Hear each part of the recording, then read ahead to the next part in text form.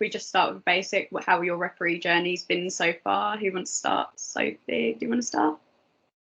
Oh, okay, I'll go first.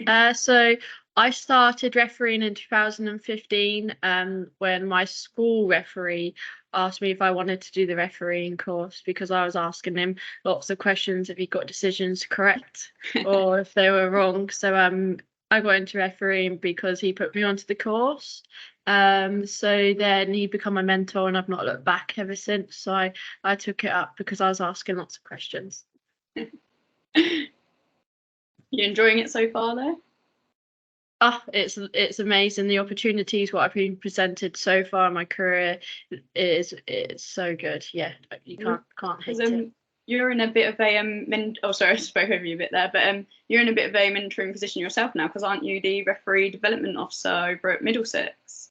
Yeah, so I took the opportunity after I finished my uni degree to try and give back and help referees who at the younger age, to get them on the refereeing progression pathway. So the job at Middlesex came up and I applied and I got the job. So yeah, I look after all the referees in Middlesex. That's brilliant. Kirsty, what about you? What got you into refereeing? Like, how's your journey been so far? I know you've been quite a few things. FIFA recognised now, aren't you? Yeah, it's brilliant. Yeah. I started playing football when I was about 6, and that was all I ever knew. Loved it. Whole family got involved. And then when I went to uni, I was doing my dissertation, and I've still to this day don't know why, but I chose to do it on referees. Like, I'd never paid them any attention before, never had any interest, but I interviewed about 8 referees and they all said how much they enjoyed it. And then a couple of them said, why don't you get on the course? And at the time I was like, yeah, okay, that won't be happening. It just didn't seem very attractive, but I kind of went away and thought about it and knew that I was never going anywhere playing football, so why not give it a go? So I booked myself onto the referee course. That was 9 years ago, nearly 10 years now, and like Sophie, really just never looked back. I think the thing for me was with reffing is, when you start out, I didn't know what opportunities were there. It was just go and ref Sunday League, go and learn how to do it, go and enjoy it. And yeah, like Sophie, kind of here we are now, really. Yeah, I think that's with quite a few people starting. They don't realise what opportunities there are for them. So like, they don't know what leagues they can get onto, what different types of leagues there are, because you've got Saturday League, you've got Sunday League. I prefer Saturday League myself, but yeah. How was it? How is it balancing work and refereeing? Because you're both getting to quite high levels. Sophie, you're a level 4 now, aren't you? Yeah, level 4 men's. How is it balancing work and refereeing? I mean, Kirsty, you're quite high up now, so I imagine you do quite a lot refereeing now. Have you quit working, or are you still balancing? Yeah.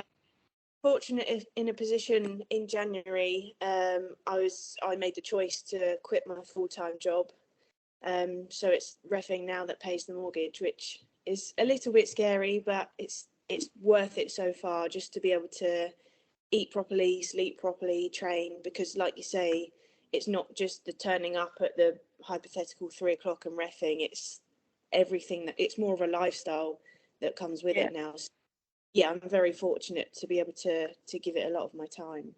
Got to do the fitness training at that level, the meal prep. You got to keep in shape. Got to keep up to date on all the laws of the game. Must be quite difficult at that level. Yeah, it's a lot. It's a lot to juggle, but we do our best to make it work. Brilliant. And Sophie, how is it managing working and reffing at the same time? Because you're an RDO as well, so you probably got a lot of refs under your belt calling you up for decisions. How's that like? You've just got to manage your time correctly. I think if I didn't do that, then I would be under a lot of pressure. But it's managing my time correctly, making sure I switch off after a certain time of the day, so I don't look at my phone, I don't look at emails, and then just knowing that there's boundaries essentially. So yeah, just switching off at the correct times. Brilliant. So time management's a major key factor. Yeah. Definitely, yeah. So what are your guys' highlights from your refereeing career so far? The best parts of it. Who wants to go first? Kirsty can. I think the obvious one for me was refereeing the Women's FA Cup final. Just stepping out at Wembley. I think it was 48,000 spectators. Fireworks going off as you walk out, and just the weekend as a whole. But I think for me, just the week in, week out, when you're working with people you know and like. Luckily, I get to work with Sophie a lot. Just going into that changing room, just getting on with people and just going out and safely delivering a game. I think there's kind of no better feeling than that. Just doing that, like I say, regularly is, for me, why I do it. And Sophie, what's been your highlights of your career so far? I think to choose one would be quite hard, but I think like last season was my full season on the Women's Super League, and being involved with both major finals, I think it is a really good achievement. So I think like for me that's probably been the best highlight. It's just last season of how well it went. And like Kirsty said, the people you meet just makes the match day so much more exciting, because you know you're going to be with them people for the whole day. So yeah, it's good. Makes it a much better experience. Definitely. So what's it like walking out into a stadium knowing you're about to referee and have every decision scrutinised by so many people? Because nowadays with where the women's game is gone, it's built so rapidly that there's always mostly a packed out stadium now. So what's it like walking out into those stadiums with so many spectators around? I think for me, the answer to that is wherever we are, whatever stadium we're in, whether it's Sunday League or, like I said, you're stepping out at Wembley, we still have the same job to do. We still have to referee that game of football. So I think once you get in that zone, you kind of, yes, you're aware the crowd is there, don't get me wrong, but you're also not, because you've got your team talking in your ear, you're thinking about the decisions you're making, you're talking to players. So kind of like the players, once you step over those white lines, all you're zoned in on is that game. It doesn't really matter about cameras and spectators. It's just about, like I said earlier, delivering that game safely. So everything sort of gets drowned out in the big game type Yeah, thing. yeah, just naturally you're focusing on what you need to. Brilliant. Yeah. What about you, Sophie? What's it like for you walking out into those big stadiums? I do think the same as Kirsty, but you do have a moment where you're like, wow, this is where women's football is now. Like before I started refereeing women's football, they didn't have these crowds. So we all as a group, as referees, just think it's so amazing of how far the women's game's come. And you're like, these 40,000 plus people have come to watch women's football, and we're a part of this. We feel a part of the teams because we're going through the pathway with them. So you do take a second, you're like, wow, look how far women's football's come. Must be quite awe-inspiring as well, having everyone around and seeing how much the game's built up over the years. So what would be the next steps for you guys? What's your ambitions now? Go on, Soph. Go on. I guess I'm quite early on in my career, so I would like to get as far as I can. So aspirations to be a FIFA official, both men and women's, but you just got to keep working hard and setting yourself little targets to get the big target in the end. So yeah, We'll see you there one day. Fingers crossed, maybe. And Kirsty, what's the next step for you?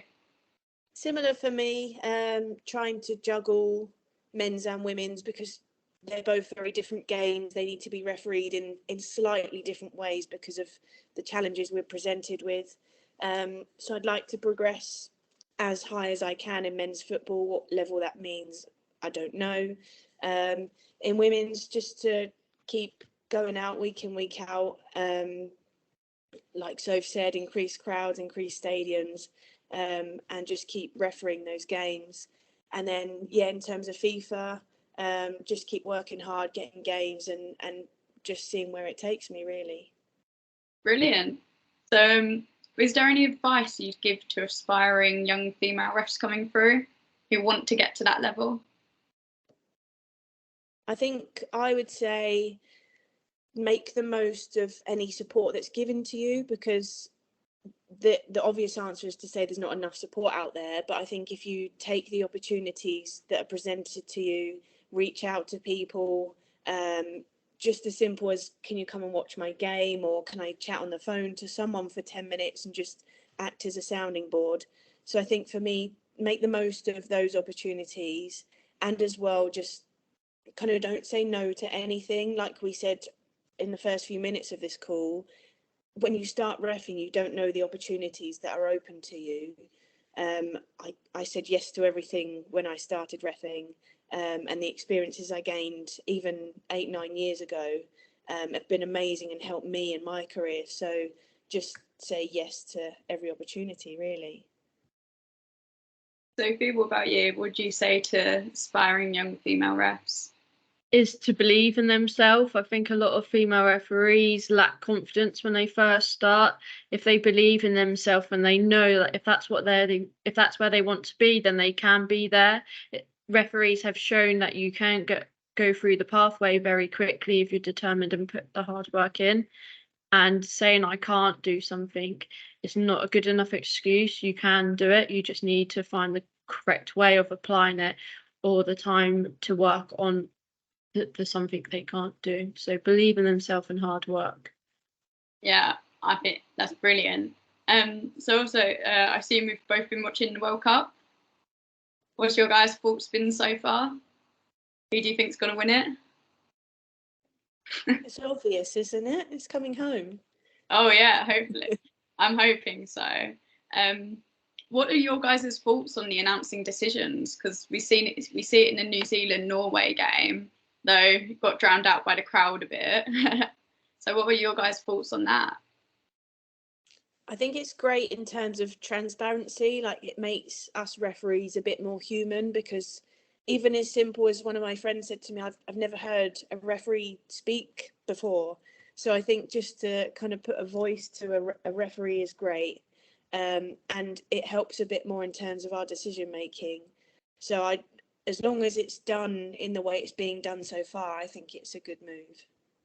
Yeah, I think it is too. What about you, Sophie? What's your thoughts? I think it's been really good. I think the grey area of when referees give a decision is because the players know why it's been given, but the level we referee at and the men's on the Premier League, it's a business. It's for the paying fans. So I think that's where the big grey area is, because they don't know what's going on. So that is just building a step closer between the referees and fans.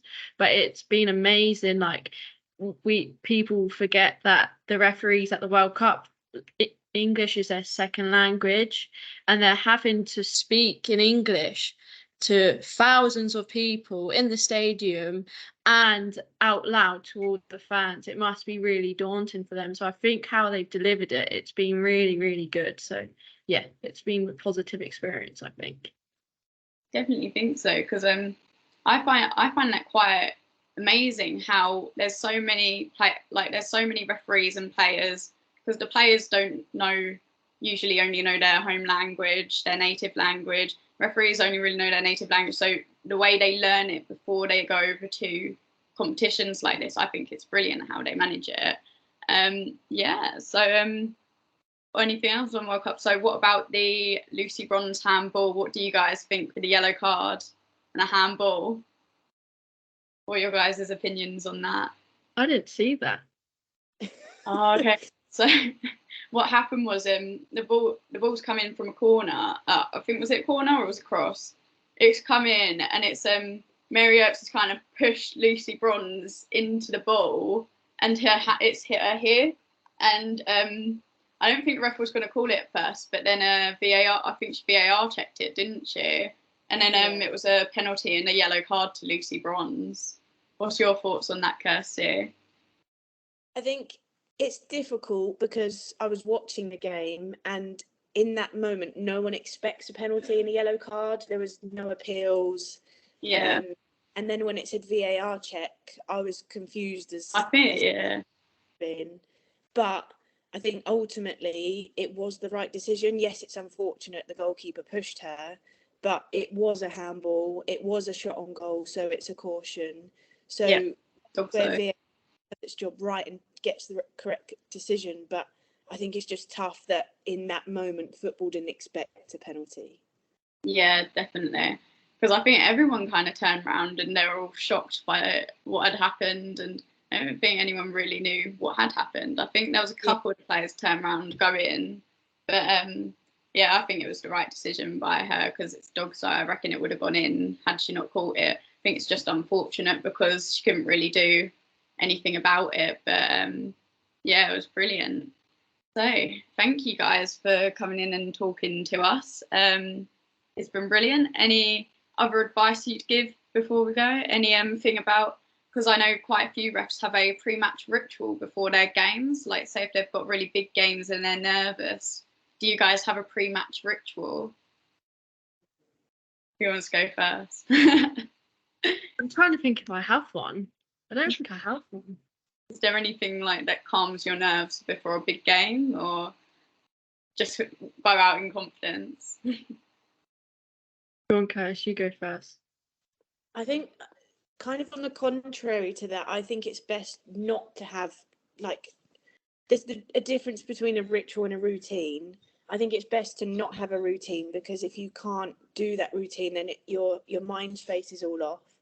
But for me, it's just like, I always bring sweets. I'll try and put good music on. Sophie will probably say I don't, but the one thing I do, I always put my right boot on before my left. That's within my control. That's it. But yeah, other than that, just a relaxed atmosphere so that we go out onto the pitch relaxed and do what we do. And in the zone. Yeah. So have you got anything like, do you listen to music, or what's your routine before a game? So normally if I'm the assistant referee, I don't have control of the music, but yeah, music before a game is good. It just gets you in the zone. Just before you get serious, we turn it off. But I think mine's a weird one. I have to go to the toilet like twice before a game and at half time, just so I know that I'm not gonna need a toilet during the game. I think that's my biggest worry. So I make sure every single game twice, and then we're good. You can guarantee there'll be like 20 minutes of extra time if you do. Yeah. Okay. Your hair's always spot on, so. That's brilliant. It's been brilliant having you guys. It's been brilliant meeting you guys. Thank you for coming in today. I've really enjoyed myself. I hope you have too. Yeah, it's been great talking to you. Any last advice for young referees? Oh, I think we've pretty much covered everything though. Yeah, just get on the course and just keep reffing. Best thing I ever did. And enjoy it. Enjoy it while you're there. Yeah. Yeah, thank you.